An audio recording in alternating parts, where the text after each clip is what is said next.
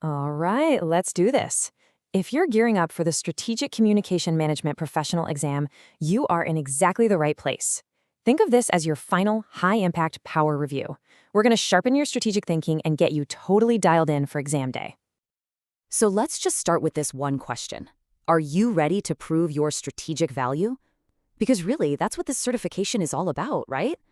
It's the credential that proves your expertise and helps secure your seat at that leadership table. And this is probably the most important mindset shift you can make. The SCMP exam, it isn't a test of your tactical skills, writing press releases or managing the internet.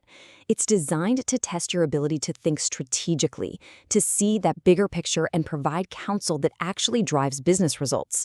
It's the difference between being an order taker and becoming a truly trusted advisor.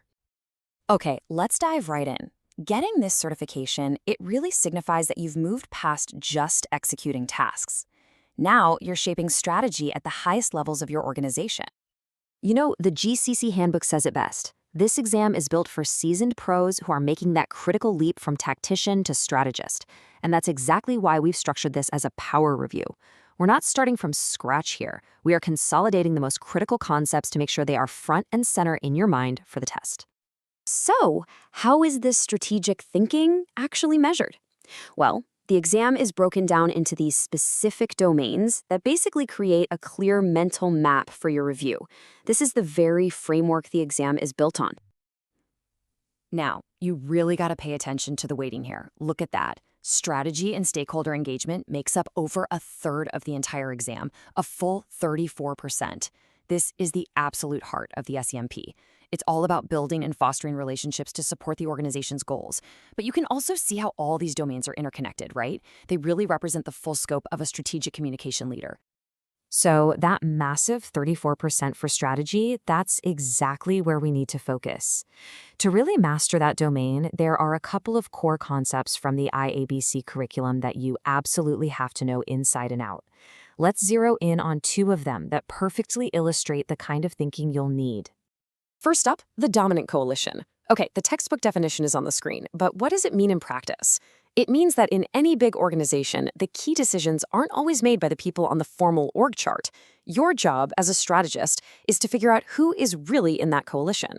And that means you have to look beyond job titles. It's about watching who people really listen to in meetings, whose opinion gets asked for before a big decision is made, and who has that informal influence to make things happen or to stop them cold.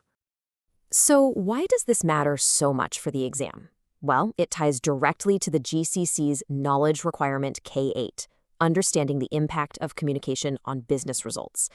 See, to be a real strategic advisor, you have to know whose opinions truly matter so that your counsel actually reaches the true decision makers. This is what separates a tactician from a strategist, plain and simple. Okay, next up is the balanced scorecard. This is such a powerful strategic planning tool. The IABC handbook highlights it because it solves a classic measurement problem by moving way beyond just the financial metrics. It helps you measure the value of intangible assets, things like reputation and employee engagement, which, let's be honest, is often where communication has its biggest impact. And this is a perfect example of a key SCMP concept. It links directly to the knowledge requirements on strategic planning and measurement, that's K22 and K20. Using a tool like the balanced scorecard allows you to prove communications value in the language of the C-suite. It aligns your work with key business indicators and finally answers that critical question, how are we really impacting the bottom line? Okay, so we've reviewed the theory, now let's actually apply it. We're going to walk through a sample exam scenario to show exactly how you can put these concepts into practice and prove that you can think like an SCMP. So, here's a scenario straight from the GCC's own sample questions. Picture this. Your company's #1 best-selling product is being investigated for potentially harmful ingredients. A supplier gives you a confidential heads up. No recall has been decided on yet. What do you do? The clock is absolutely ticking. The question is this. What is your immediate advice to the CEO? And the keyword here is advice. You're not being asked to go draft a press release. You are being asked for your strategic counsel. What do you say in that critical moment? A really strong strategic response is going to look something like this. First, you advise proaction. You counsel the CEO to get ahead of the story immediately. Second, you think way beyond just the media. This thing impacts customers, employees, investors, everybody. Third, you use what the textbook calls the zooming out skill. This isn't about one product. This is about public trust and your entire brand's reputation. And finally, you recommend decisive, transparent action. You advise pulling the product from the shelves now as a precaution. This shows you prioritize safety over sales, which is the ultimate strategic move to protect that long-term trust. See, that's the exact kind of thinking that's going to get you through this exam. Now, let's wrap this up with a few crucial tips to make sure everything goes smoothly on exam day itself. After all your hard work, don't let logistics trip you up. The GCCC handbook is super clear on this stuff, and these rules are here to protect the value and integrity of the certification you're working so hard for. You have to accept the security agreement to even start. And remember, sharing exam details isn't just breaking a rule, it's professional misconduct that devalues the credential for everyone.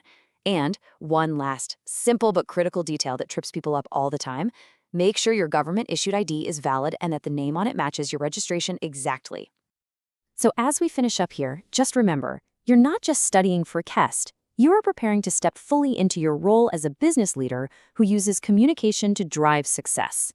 So the real question is, after you pass, what strategic advice will you give tomorrow? Good luck, you've totally got this.